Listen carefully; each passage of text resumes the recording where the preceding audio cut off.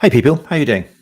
Welcome to the Sports Therapy Association podcast, recorded as always live on the Sports Therapy Association YouTube channel. You are listening to the dulcet tones of Matt Phillips, creator of One Chat Live.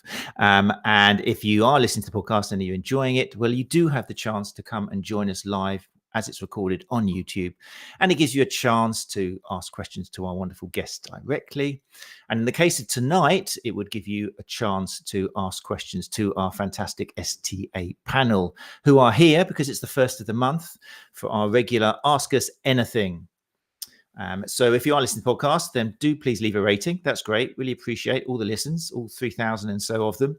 But if you're thinking I'd like to join us and network and maybe meet some other soft tissue therapists in the UK, that's all you got to do. Just head along to the Sports Therapy Association YouTube channel on a Tuesday normally, although next week is Wednesday at 8 o'clock. Right, so that's it. That's what we are doing tonight. Like I say, I will bring up the STA panel very shortly for tonight's episode. But first of all, obviously, a huge thanks to our guest from last week, who is the wonderful James Earls. A lot of you familiar with James's books and will know his work with Born to Walk and also Born to Move. Some of you may have done some of his great courses, and some of you may be excited to hear that him and Owen will be speaking at Therapy Expo in numerous places, including the heavily sought after STA Theatre, also Hands on Hub, and also in the main theatres as well. So if you'd like to join us for that, then make sure, I hate to say it, if you're not an STA member, then you've lost your chance of getting the early bird discount, but it's not too late to become an STA member.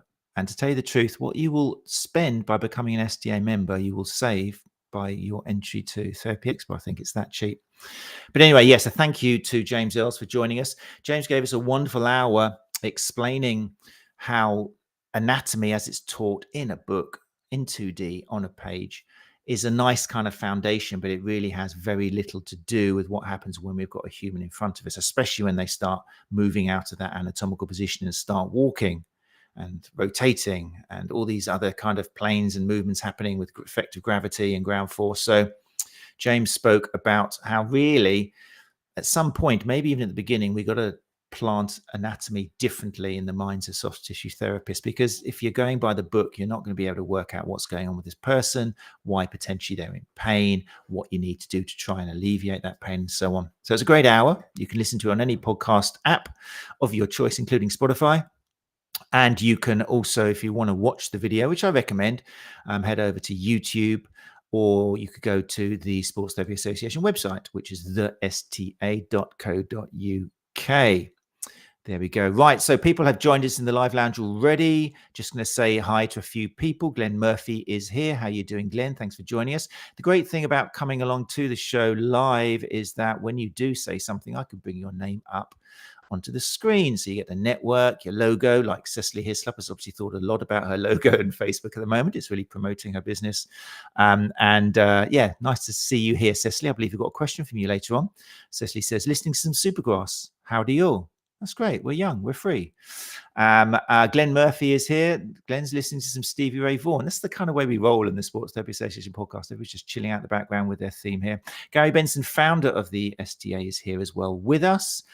Gary says, evening all. Ask any questions in the chat that might need my response, as I'm back early from... That's weird, Gary. You okay? Everything okay? But Gary's back, so he can join in the background, but not on camera. So that's great to know Gary's in the chat as well. And people are still entering the lounge. So good to see people. Thank you for joining us live as always. I think it's time. It's time to bring up tonight's STA panel.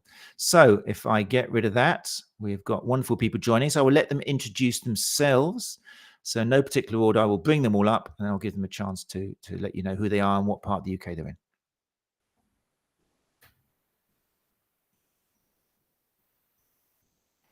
Hi, everyone. I'm Danielle. Oh, we go? Yeah. Go for it. Yeah, why not? I'm based in Crawley in West Sussex, and I'm a sports therapist. Marvellous. Going around the clock. Whoever wants to jump in now, feel free. Don't put your hand up. It's a podcast, Greg. Just talk. Talk, Mr. Greg. I'm Tim, based in Stroud, Gloucestershire, soft tissue therapist, and do lots of pitch side work as well, as being a cut man in boxing and MMA. Fantastic. Who's next? Hi, I'm Anna Marie. Oh, sorry, Cassie. We're both going. Me. Yeah, you go. Okay, I'm Cassie. I'm a sports therapist based in Norwich, predominantly clinic-based, work inside an osteopath clinic, but I've done a bit of pitch-side work in the past, and also a little bit of lecturing as well. Very nice. Thank you very much. And last and not least.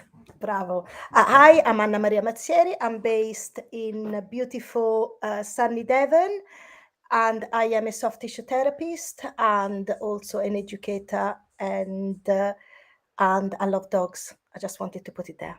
It's beautiful. And it always add a little bit of a human to make the person feel real. It's true. Good stuff, Anna Maria.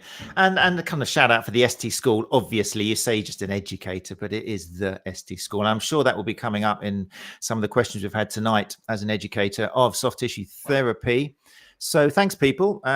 We are also maybe going to have a few other people joining us shortly. But for now, I just wanted to remind our live lounge, if you've got any answers to the questions as well, then feel free to type them in. If any of the questions which people have sent me to matt@sta.co.uk, if they resonate with you, then put something here.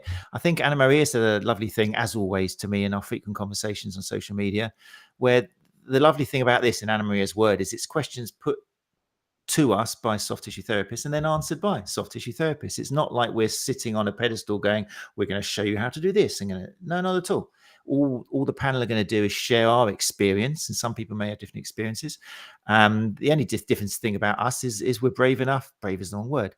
I don't know what the word is. We love the sound of our voice so much that we're happy to come onto a podcast and talk. Indeed, sometimes I think we are privileged in terms of we take, we take the opportunities that, not lucky, but we're privileged to have been given the opportunities and take the opportunities to be in front, and because we like our own voice. That's the word I was thinking of. We are privileged to not have the fear of being on cam. That's true. Yeah. But I say this because I know that for a lot of people, believe me, because I ask a lot of people, and most people are like, oh no, I've got to wash my hair. Oh no, I can't do that. Are you joking? It's amazing the responses I get. But if you are an STA member and you like the idea of coming on the STA panel, you might not have done any of these before, but hopefully you will hear that there's nothing professional about tonight's show whatsoever. And all we're doing is just sharing our experience. That's all we're doing. And the fact is, I try and always pick the panel with somebody who's particularly old and then somebody who's particularly young. And, I just try and get that diverse kind of experience level there, just so we can get a little bit of answers from everybody. So dug my grave with that statement. Anyway, right, here we go. So that's the idea. So if you haven't listened to the show before, it's very simple. These are all real questions that have either been sent to me, to matt@sta.co.uk during the month. Also, I grabbed some from the marvelous Sports Massage Training and Support Group, run by Tracy McClyman. Votes, please. McClimmon? Let's go for McClimmon. I've never spoken to her directly, only by text. I have no idea how she pronounces her name. But yeah, by Tracy, anyway, from the Sports Massage Training Support Group. So thank you for the people who put questions there. Often they're from anonymous people, but I'm using their questions anyway. So what I'm going to do is bring them up on the screen. What I'll do, guys, I'm going to bring up the shortened version and put it on the screen. And then I'll read out the actual question, which I've got down here in a little crib sheet. And then I'll pass it over to you guys to share your experience in sharing any knowledge you've got about it. So I will now bring up question number 1. And the exciting thing is, as always, it's like, would you lie to me? None of our panel has seen this question before. Let's bring it up. Here we go. Right. So the short version is, why are so many training providers, not to mention any names, but just big national training providers, outdated in their teachings? The full question, just to put it into some context, which actually came from Cecily Hislop, who's in the house tonight. Cecily, thank you very much for the question.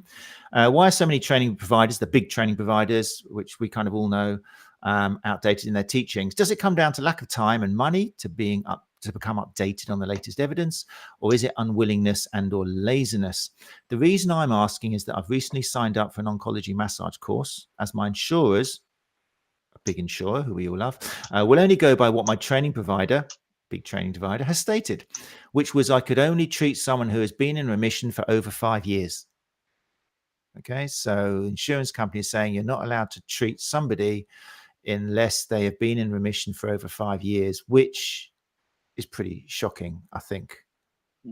I want to start with Anna Maria, because I saw your brow and your frustration there as I said that. Yeah, so let's stick with that oncology thing for the moment. Let's just clear up first of all. Can we work with somebody who's had cancer, has cancer? What's the deal? Of course. Do you know that one of the recent research shown that 96% of people that approached complementary therapies or spas, that they had cancer or they were within cancer treatment, so oncology settings, they were refused treatment. This is at the time where actually they're the most need of our touch. And they refused treatment because of, I would call them not industry beliefs, but actually societal beliefs that they've ingrained so much into our profession that we don't query about them anymore. And that's why it's maintained, because the beliefs was that massage or touch was stimulating circulation enough to create a meaningful change. And therefore, because we didn't know any better, there was the thinking that massage might therefore spread cancer. We know that is not true, because research has got better, there is research into it, but that evidence has not yet sipped through clinical practice. It takes around 14 years for clinical evidence to reach practice. And so that is a problem. Things are changing, and the insurers will say to you, we'll insure you according to what your training providers have taught you. So unless we change that knowledge, understanding, and narrative higher up, we can't change those beliefs. So is it a case that depending who you're with, as in your professional association, that some insurers might say, yeah, fine, you can be insured for that, and some might not? Not the professional association, Matt, is actually what's in the syllabus of the training provider.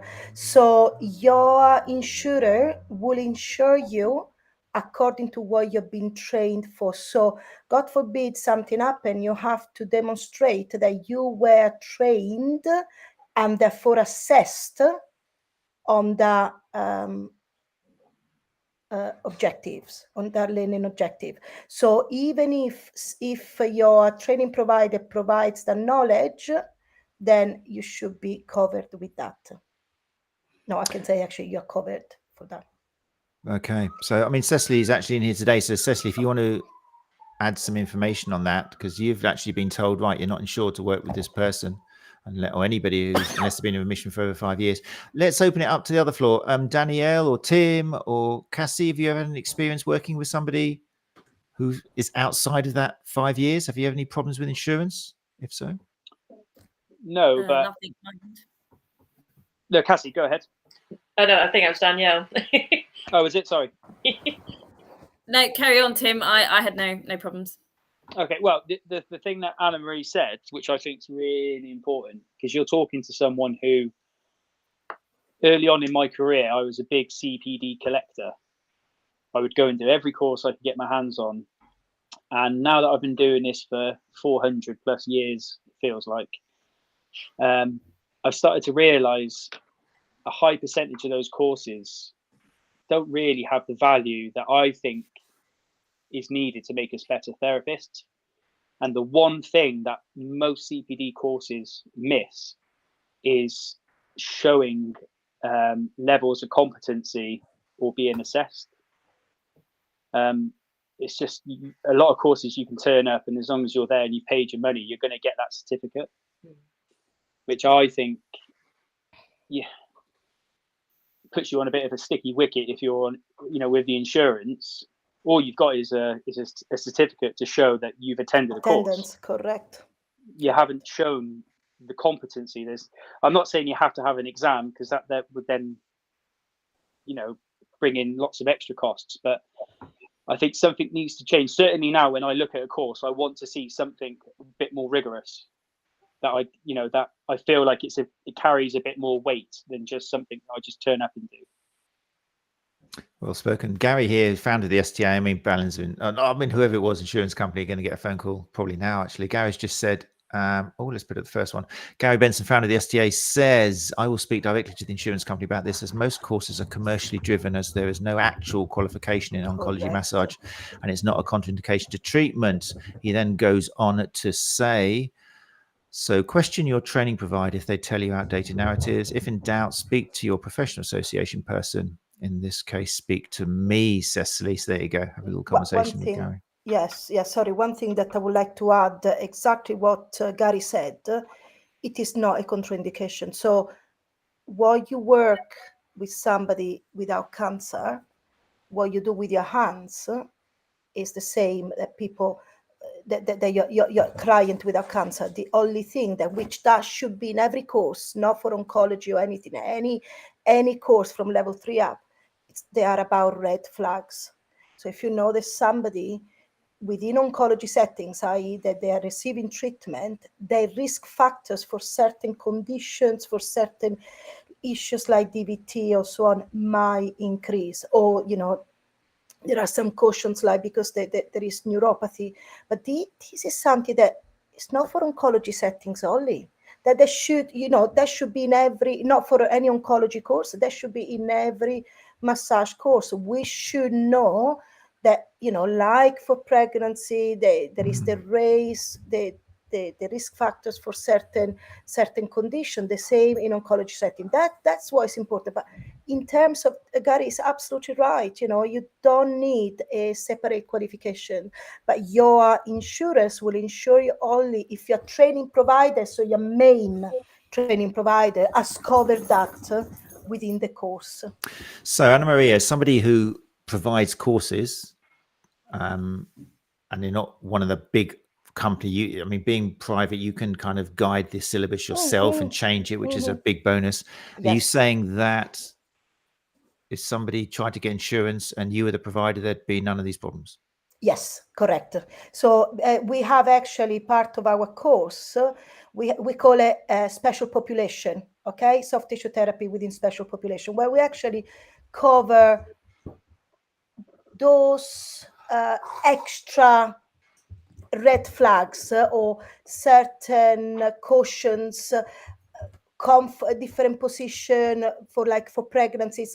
There's some more comfort things that to do with people that they are in oncology setting, people with Parkinson, people with fibromyalgia, and people with, in this case, or people, pregnant people. But we are gonna cover more specifically and more in depth those risk factors, because they respond, the type of medication, they respond very different to those medications. So we just need to be aware. And also the fact that somebody that they are receiving treatment and they come to you, or they just been finished treatment, they come to you and they say, I have frozen shoulder, and then you need to take that into consideration, and you need to know that might be a red flag or so on. So that's the point.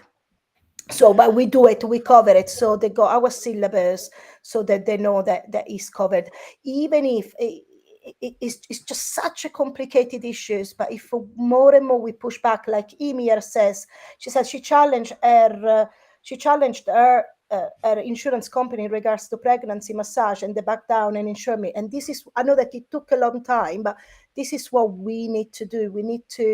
We are the ones that are setting the standards. So we need to push back. Well done, Amy. Very cool. Cecily, you asked the question.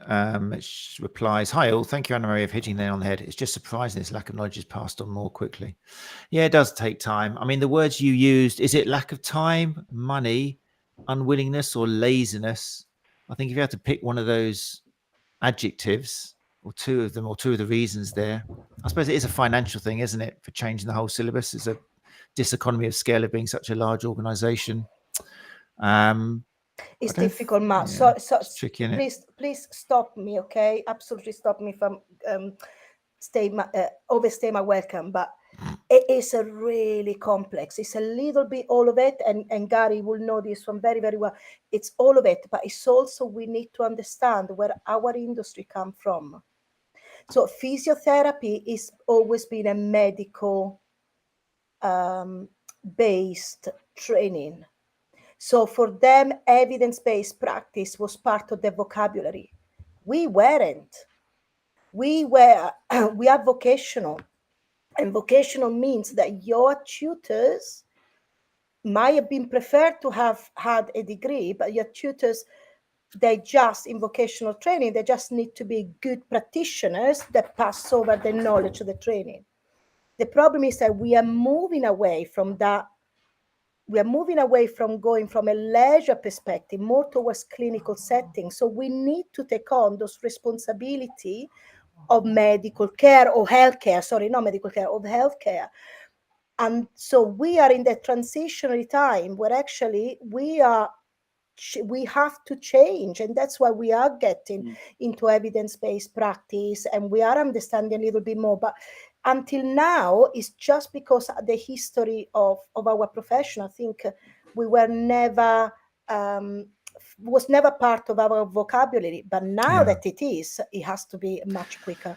We were never supposed to get this good, were we? We were just supposed to be, you're just supposed to be rubbing people and making them happy. That was it. Don't start stopping, thinking about how it works. Don't start thinking about what you're doing. Yeah, we got a bit too clever. But yeah, so the common answer then, I think, to anybody listening to this, if it has come a shock, like what, I can massage people with cancer, then this is why it's useful to belong to a reputable professional association, and you can talk to people, because you won't have all the answers, and sometimes the information you've been given might be wrong. It's a confusing world out there. So talk to people, okay? Obviously with the STA, you've got Gary, you've got other mentors. You can send in questions like this, and that's why it's useful. That's why you're paying the money. That's why you're paying your annual membership, to get answers like this. They can then contact the insurance company, and together we can change the world. Let's go on to question 2. On the screen, agenda, Q&A. Let's bring something else up. Here we go. Right, the short version. Recommendations on website integrated booking systems that capture card payments. I am fed up of no-shows. So this was a question which basically said, I'm fed up of no-shows. I really don't want to go down taking deposits, which my current booking system only allows. Currently with Amelia, I'm looking into Power Diary, Clinic Sense, and just spoke with Vagaro. This was a question from the Sports Massage Training and Support Group. Yeah, so the problem with no-shows, I'm sure you've all been through it. Anybody found any interesting solutions? I mean, the online booking does solve the issue. I think since obviously I use Sports Injury Fix. Obviously, I know Tim now runs that alongside his other businesses. It has its problems, which he is well aware of, but that's what he's inherited from the previous owners. But for me, as a sole therapist, it works. It's uncomplicated. But since I started using that post-COVID to basically make everything paperless, I've probably had 2 no-shows, but because they've paid, I still got their money. But it definitely does stop it. But with Sports Injury Fix, how it works now, I don't have the card payment option turned on because the Stripe function, how you got your money, just all went a little bit weird. But when the previous guys had it, they linked in with a company called 𝐻𝐒, which is a open banking platform, which essentially when people click on it, it's a BACS transaction, all underwritten or approved by FCF, whoever the financial people are. So it's all accredited and what have you, and it's an instant payment, and there's still no fee for that. But say that works for me. It depends on the the practitioner. If it's just you, whether you run classes, whether you just run clinic appointments, etc. I can't comment on any of the others. I know when we thought SIF was going to go, everyone panicked a little bit, and thanks to Tim, it didn't. But everyone used to go on about Clinico. But again, I don't know personally the good and bad things about that. So do you get full payment before then, do you, Cassie? Yeah. Yeah. Okay, so there's With- no question. If they don't show, then do you explain that if they don't show that the whole money will go, or do you A say lot that of the part time, of those that will people, be? if they don't turn up, you never hear from them. I think literally so what we now 3.5 years post COVID, I've had 2 people not Right, show okay, up, yeah, and then because they've paid. I try and contact them, and I never hear from them. But people don't have if people choose to book online, then yes, they pay up front. I think there are, depending on your membership option with SIF, I just have the basic one, so they have to pay the full amount. I think if you have a higher membership, you can ask for, say, 50% rather than the full amount. But if people message me, or if I often book people in post appointment, I can pop them in, and then they just pay on the day as normal with cash or card. But it definitely is a good option for those new clients who, I mean, like a lot of people go online and book things. If I go and book a restaurant, I'll always go online and probably do it because you can match your diary and what have you, and it's quick and it's done. And for that new client option, who you essentially would have no way of getting in touch with if they, I don't know, say if they just emailed you to book and they didn't turn up, you've got no comeback really, because you can't kind of chase them for money. But all of the new clients that book online in advance, they've paid, and they 99% of the time turn up. Fantastic, good stuff. Danielle, any problems with no shows? Did you find a solution? So last week seemed to be the week of no shows. I think it's school holidays. I spoke to a few other local clinics, and they were saying exactly the same thing. I think it's just where it's all a bit chaos when the kids break up.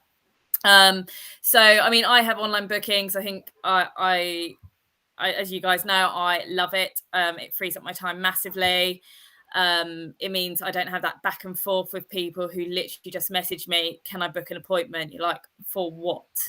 And when? Who are you? Even. So yeah, I really like online bookings.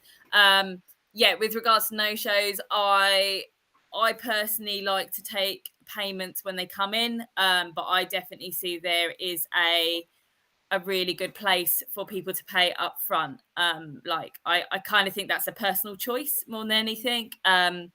With regards to people ghosting me, which I think is what most people are worried about, because if people cancel, so I kind of work it case by case, because I don't want to equally upset people and then they never come back.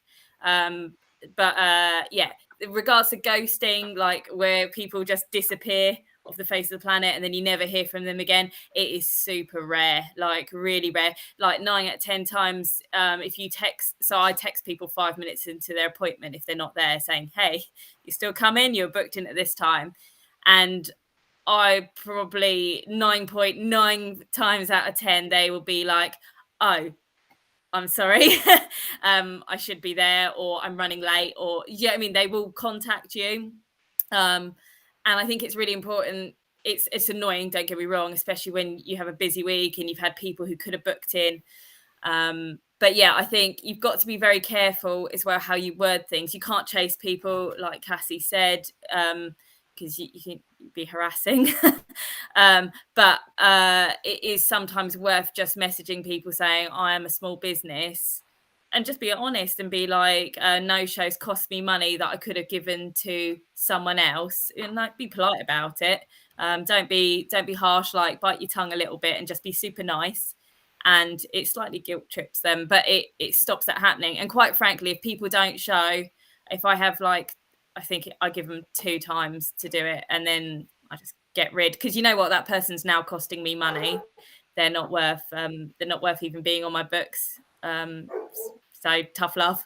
okay, fine. So we've got Cassie, who's taking the money beforehand, so if they don't come, they lose the money. Dani, you're taking the money when they arrive, and then having a conversation with them if they muck you around a bit, and case by case. And both of it works for you. So maybe it does depend on the practice and the relationship you have with your clients. So it's kind of one each here. So Tim is going to now jump in and take the pendulum one way or the other. Tim, what do you do? No.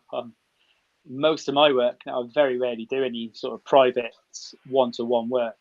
All my work is clinic, pitch side based. Oh, okay, or event work. So I can see the argument for both sides. And I think the key thing is it comes down to that relationship with the client. Mhm. If you've got one, it's easy. If they're a new patient and they're messing you around, it's difficult because you don't know them, you don't know how they're going to react. Great. But yeah, you've got to Okay. look after yourself. Definitely. Cool. Right. Look, this is a nice time to bring up somebody who's joining us, who we definitely want to join us. So I'm going to bring him up now. Mark Povey, Education Rehabilitation Instructor, which is what ERI stands for, in case you needed to Google it. Let's bring up Mark. Hey, Mark, how you doing? Now, we haven't tested sound or anything yet, so obviously we'll let him know now we can't hear you, Mark. Povs, we cannot hear you. We can't hear you, honestly. We can't hear you. Can't hear you, Mark. No, we can't hear cannot you. hear you. So we'll just Can you wait hear a me bit. Oh, we can hear you now. Yes. Yeah. Povs, good afternoon. Technology, people, technology. Yeah, I humble apologies for being late. That's okay, no problem at all. Thank you much for joining us. I'm just going to change your name before I bring it up on here from Poves, which is a little bit too informal for this show. But that's what everyone calls me, regardless of what I'm doing. So. I know, but we've got to try and look. We've got to try and look a bit highbrow here. So there you go. Mark Povey is with us, and Mark Povey is on the screen. Thanks for joining us. No problems. I've already introduced you to the listeners as Education Rehabilitation Instructor, but you work with a lot of rugby. Yes, is that fair to say? A lot of rugby. I'm now working with helping someone else in Fleetlands in Gosport. So Okay. football wise, yes. So it's a stopgap until they can get a therapist on board. So right. I'm helping out. Did you But say main- with football? Yes, football and rugby. All right. Is that the first time with football, or have you No. before?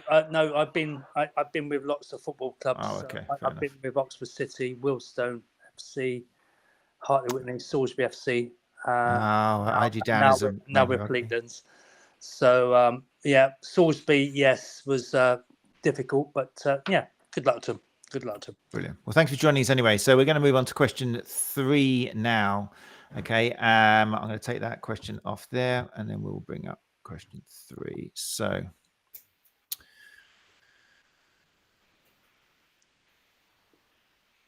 coming up on the screen now, question 3. Right. This is a question here.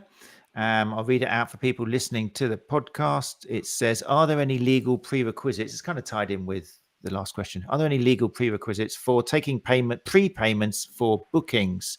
And the expansion of that question was, let me just bring it up. Do we need to contact our bank? Do we need to contact anyone else? And it was from Penny, who we all know as Penny DeMoss of Soma Sports Massage Therapy. I would say no. I use a certain app that can take payment straight away. Do share the name. It's SIF Health. So and that can take payment, but I can take payment on the day as well. So I go for payment on the day. So there's no legal requirement whatsoever. Whether you can I say trust the client to pay on the day? Do they take your BACS details? Or with the app with SIF, they can pay straight away, but there is a requirement that they take a couple of percentages out of it. Okay. There's no legal requirement. Don't let your bank know whatsoever, as long as you're actually recording it through your bank statements, through your accountant, if you're self-employed. That's the way ahead. But there's no legal requirements to let the bank know, I think, personally. But definitive answer. Thank you. Like you say, it's more of a tax thing, isn't it? It's more of a just making sure your accounts are up to date, and you can on SIF absolutely as well. You just download the reports for each transaction. So, totally agree. Totally agree. My account, I have to produce 12 months bank statements, so I have to let them know I have a business account, so they see everything that comes in. Also, I would say if you're taking cash, make sure you actually put that in as well. Fantastic. Gary's jumped in here with some information. Gary Benson, founder of the STA. He says prepayment for services is widely accepted. Your chosen payment portal is regulated by the Financial Conduct Authority to give the consumer protection. There you go, Penny. Don't need to worry about that particular aspect of your business, Penny. So you can move on down the list to the next one. Look at Lana, his dog there. How beautiful. Right, I'm pretty sure we can happily move on to question 4 there now. Penny's mind is at ease. I've noticed you're not here tonight, Penny, so we're talking about that later on. But anyway, let's move on to the next question, which is going to be question 4.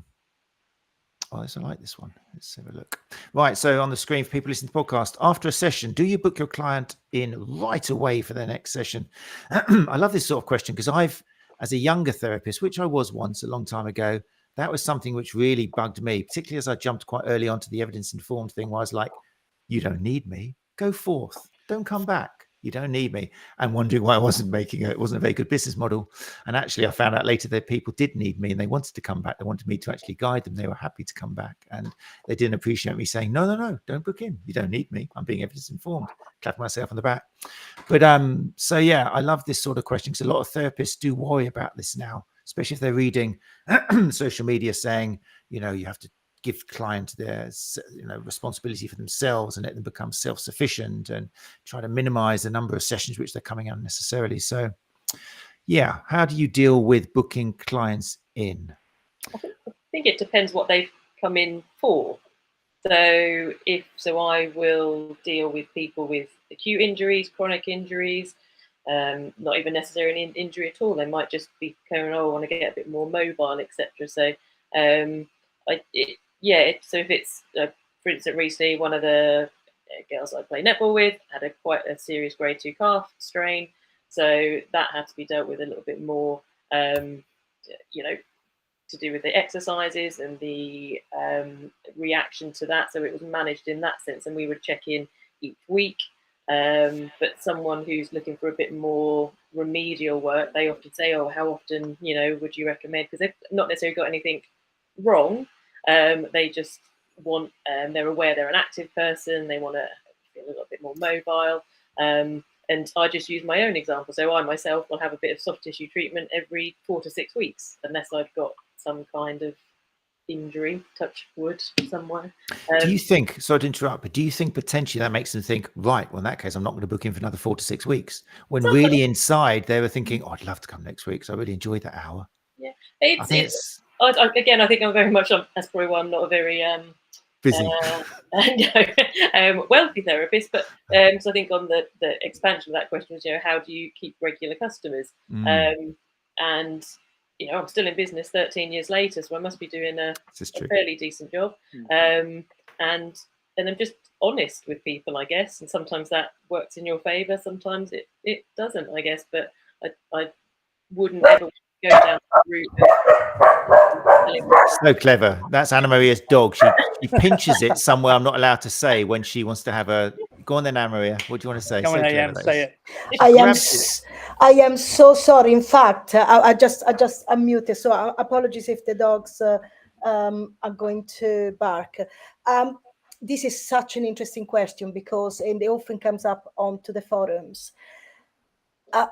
It's being an evidence-based practitioner does not mean the clients do not come back to you. Sometimes we need to give clients permission to feel okay to come back to us because they enjoy the experience of the massage, the experience of the movement, the experience of coming back to us. So to the question after a session, do you book your client in right away for the next session? We ask the clients. It's always client-led. And when, let's say, somebody's coming in for lower back treatment because they have an episode of lower back pain, and I might do sessions, different sessions, maybe once a week to see how they're getting on, but always we discuss if the client is happy with it.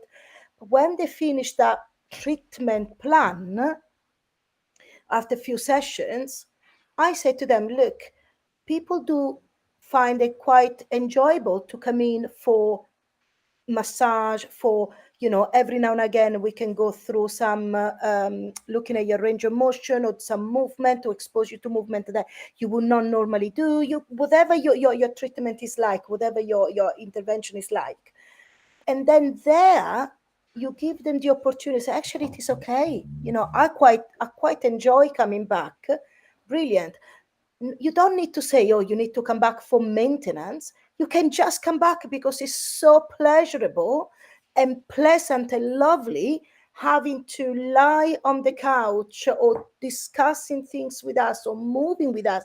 The experience of the treatment in itself, of the appointment, that should be good enough for people to say, you know, it is okay to come in. This is one of the problems. Ian is great to say we do not give enough importance to care in our field.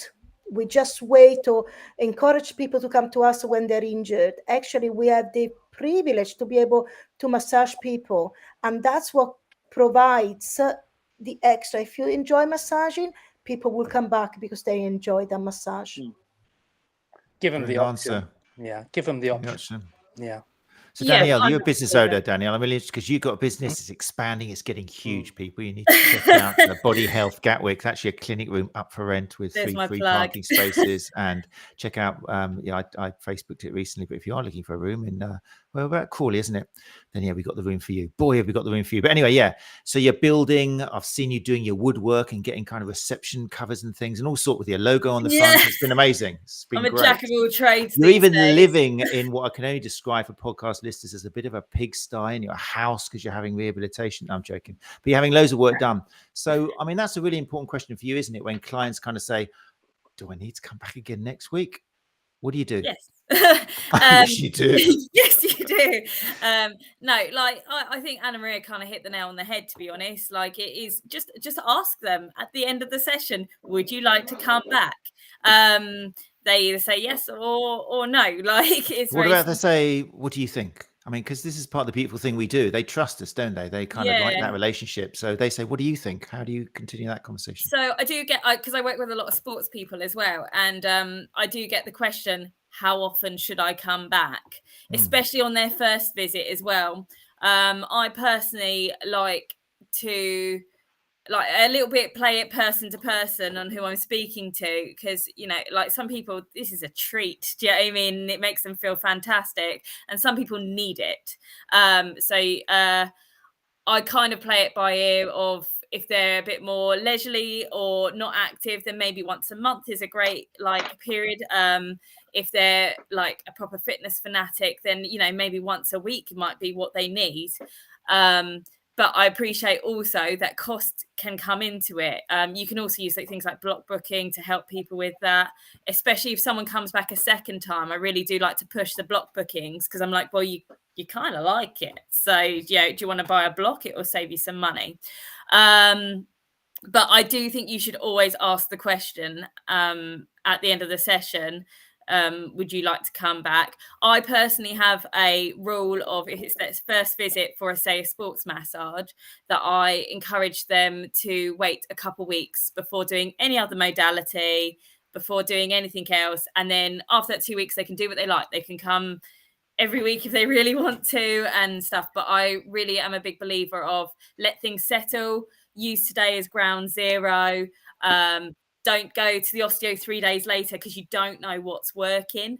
And I think 2 weeks is a really good time to see if things start creeping back up again, or if you feel okay. You know, I spoke to someone today about it actually, and they asked me the same question. I said, well, you know, if you realise by 4 weeks that it's starting to creep up and you kind of want to, you know, maybe book in every 3 weeks and before it becomes an issue. But yeah, as from a business perspective, ask. Mm-hmm. And then that's interesting. So the 2 week thing, do you then contact them? Because it sounds like your plan will work as long as you're then careful to make sure you're logging it and contacting them and reminding them. I've literally I still have a paper diary as well as an online diary. Can't ever get rid of it. So if someone's a new client or even an existing client's coming in with something different, if it's for a particular thing, in 2 weeks' time, I write a note on the diary to say check in with, and I literally will follow up with every single client 2 weeks later, or via email or a text. You know, they will always have that follow up regardless, and that's just what I've done. That is best practice. Well done. That is so good. That shows care.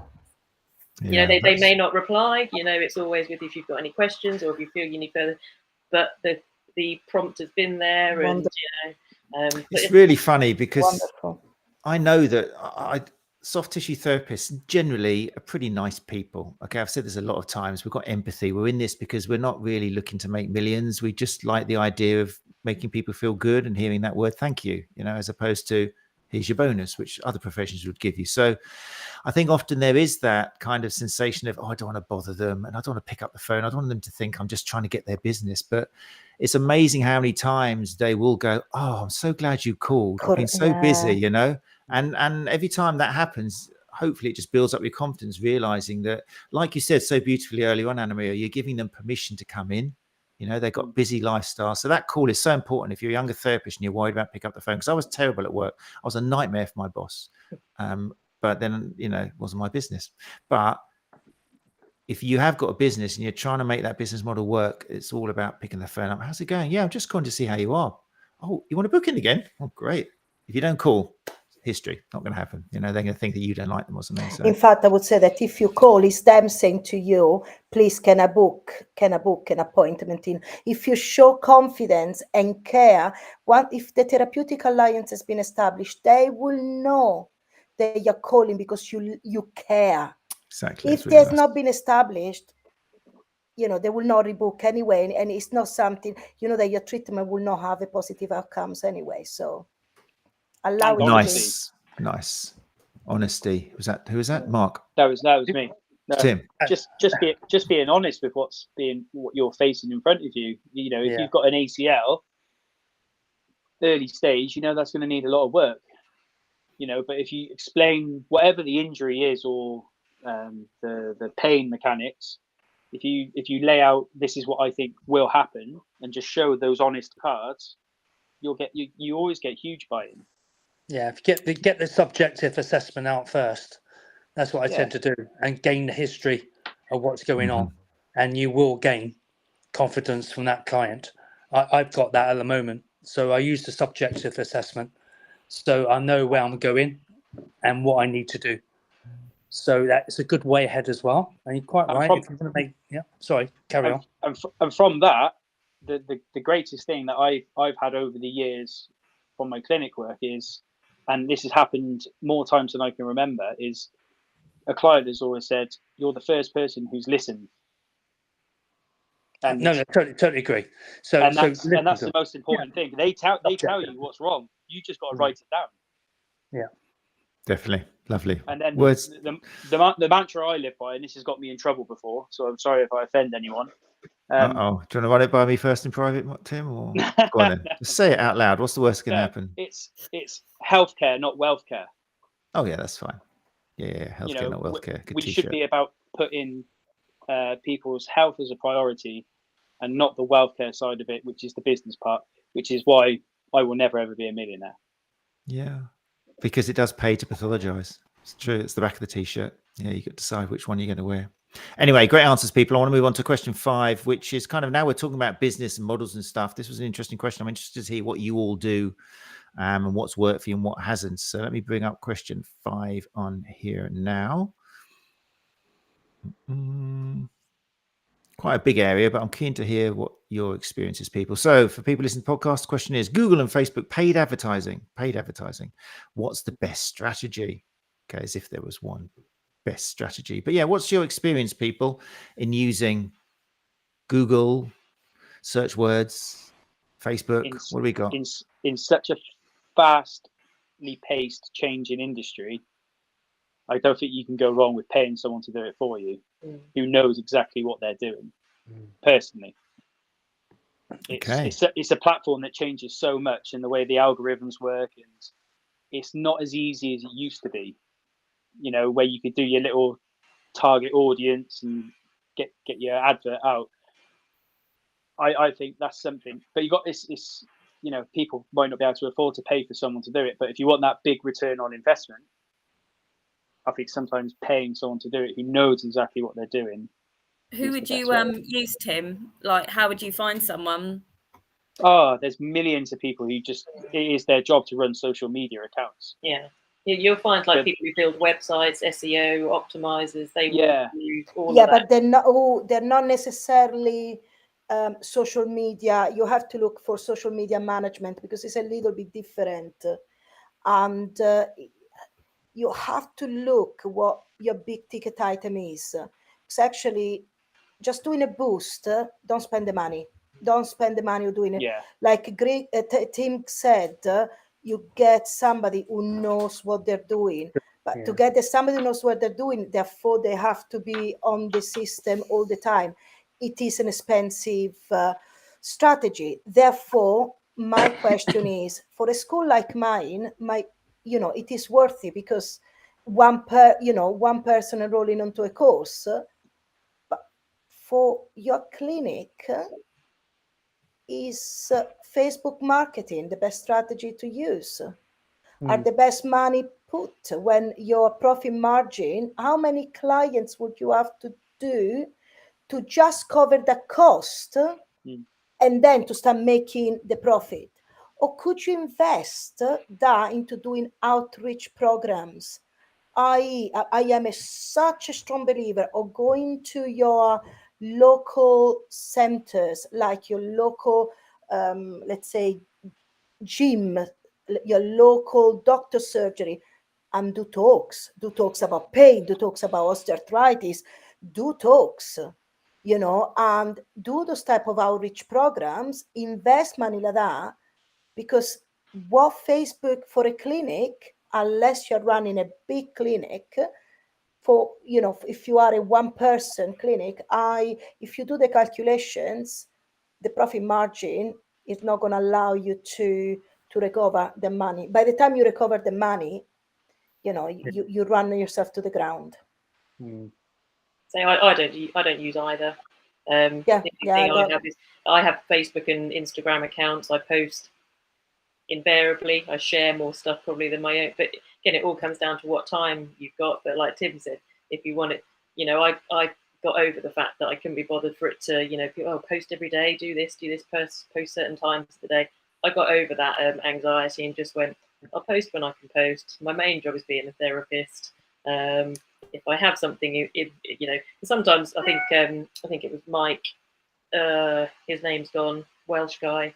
James. That'd be the Welsh one. Yeah. He said often when he posts his content, it will be because of something that's come up during the day, or actually I'll post about that. That's actually quite interesting, or what have you. I don't have a schedule or anything. My website has been built by people who know how to build websites. They've done all the Google the words, keywords, and that kind of stuff. So they look after that. But other than that, it's just.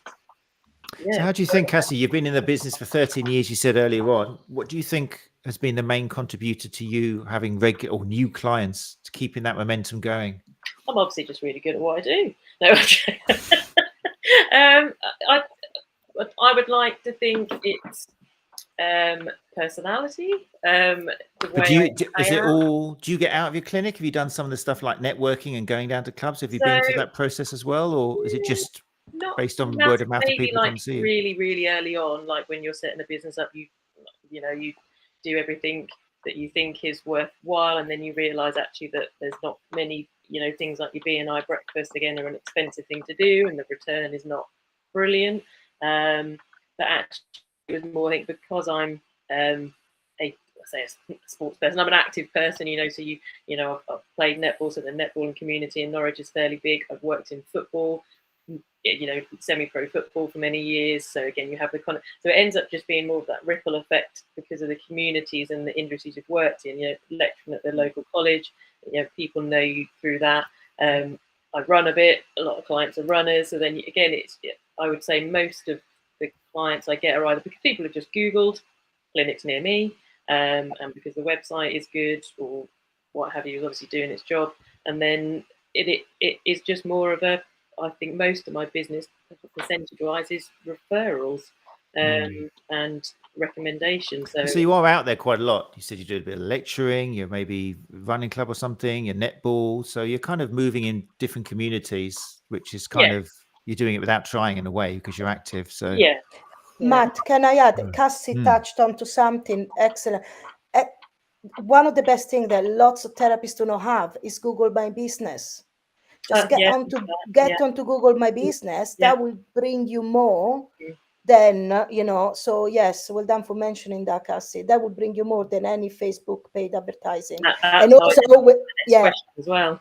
Yeah, and client also, reviews. Yeah, it kind of ties into the other question, but yeah, client reviews. I mean, we still live in an age, despite the changes.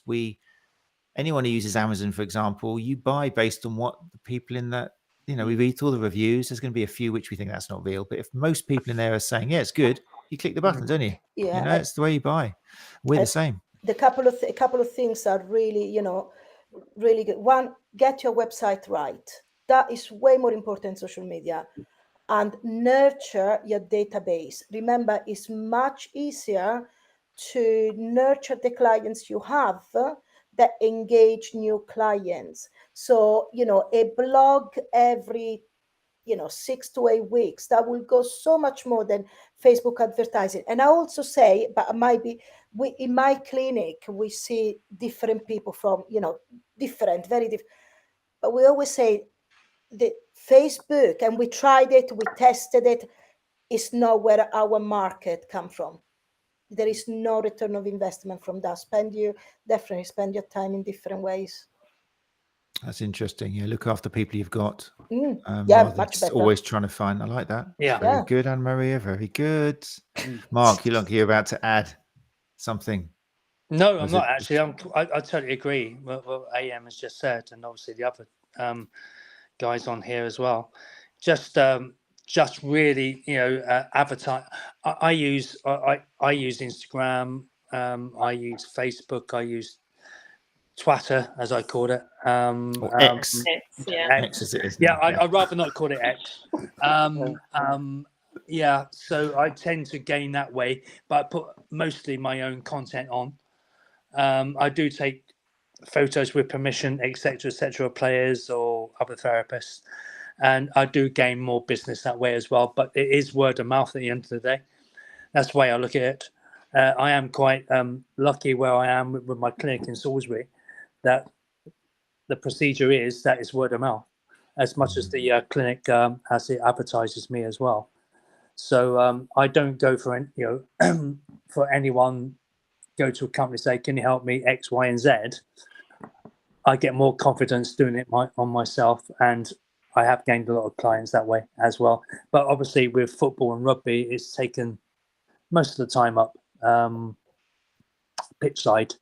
It does take it ahead of a lot, but I do obviously gain a lot of clients otherwise. Yeah.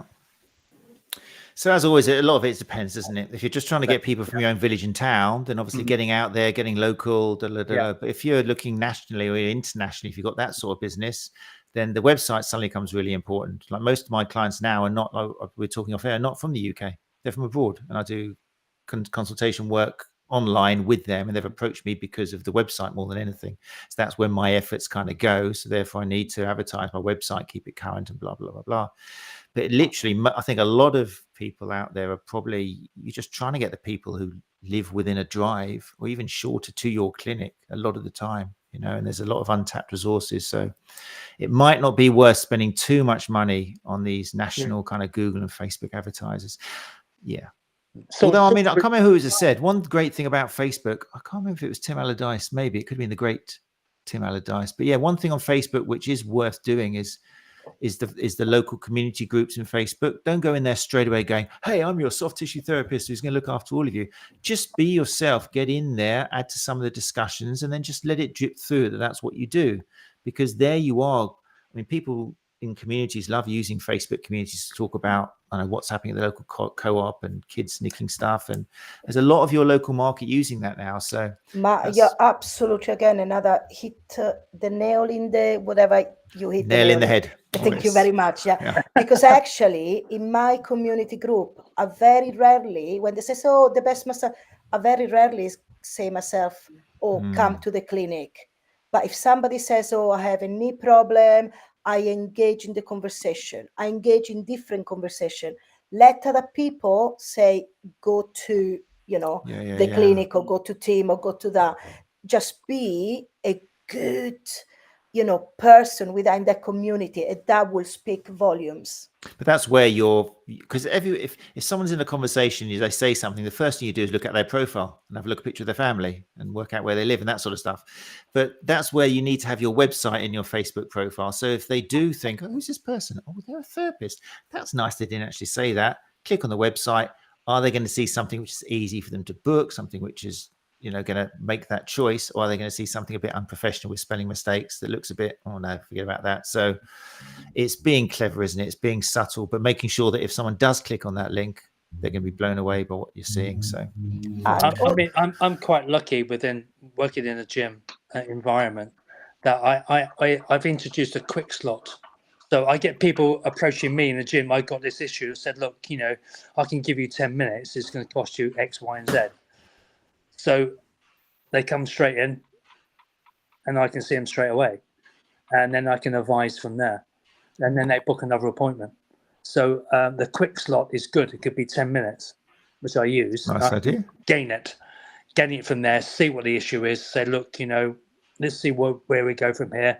I advise X, Y, and Z.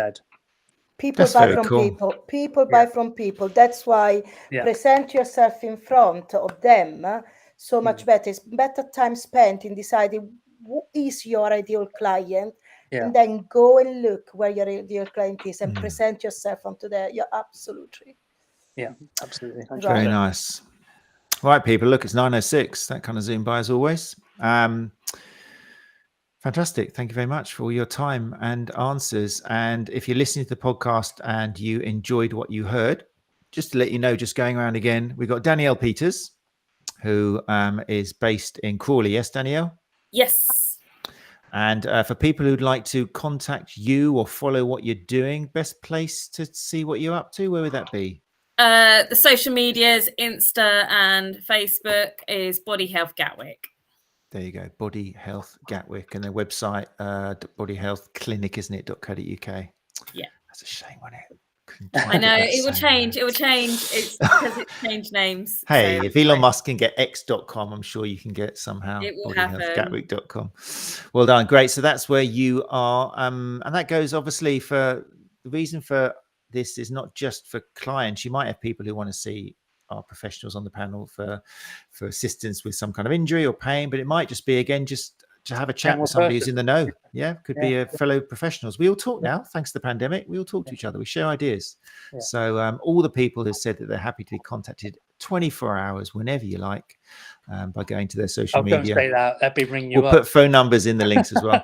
Right, so that's Danielle. Thanks, Danielle. Crawley based. Tim, where are you based? Stroud, Gloucestershire. There you go, Tim Gregg. And if people want to follow you and what you're up to, where should they go to? The only socials I've got are for my cut man work, which is only Instagram, squared circle services. Okay, fine. Everything else is just stuff I do for private schools, which I can't promote for obvious reasons. Okay, fine. Well, we'll make sure the link to that goes into the show notes as well. Anna Maria, where do people find you? I don't know. I think you probably know it better than I do. I usually found behind the glass of red wine. Behind the glass of red wine. I'm coming down, I am. Brilliant. You can find me at the stschool.co.uk. This is our website. Do please visit it. But on Facebook, you find me on Facebook as the ST School, and Instagram, I think, is the ST School. The ST School. That's really good. I'm really impressed that you've managed to get that name across the board. That's really very good work. Yes. And if people want to see personal snaps of Anna Maria, then go to _Mazzieri on Twitter. And yeah, that's where you want to go if you want some personal stuff with Anna Maria Mazzieri. Then that's fine. That's that one there, just in case you do want to give that one out. Great. So that's Anna Maria. Cassie, people want to find you. You've got it sorted as well, haven't you? CJW Sports Therapy. Yes, mainly on Instagram. It pretty much covers across the board, though. So it's board. my name on Facebook, Instagram, and the website as well. Brilliant. And you're based in what part of the country? Norwich, so East Anglia. Norwich, there you go. Out in So the east. fantastic. Thank you very much. And then last but not least, Mark, where are you based? Salisbury in Wiltshire. And you, if people want to follow what up to do, or do you keep yourself to yourself? No, I'm on Instagram, I'm on FB, I'm on Twitter, not X. Yeah. As what, Mark? The sports rehab clinic. Oh, there you go. We'll make Sports sure that rehab doesn't. clinic. It's all the same. So keep it uniformal. Nice. We'll put all these links into the show notes then for our listeners. Great. Thank you, people. I have to say humble apologies for being late. I do apologize. Long-haired Admiral kept me at work, so I need to have a chat with her. I do apologise. Don't worry, Mark. That's fine. We're just pleased you made it in the end. Don't worry. Yeah. Right. So, guys, important. If you listen to the podcast, we won't be here next Tuesday. We're going to be here next Wednesday, so August the 9th.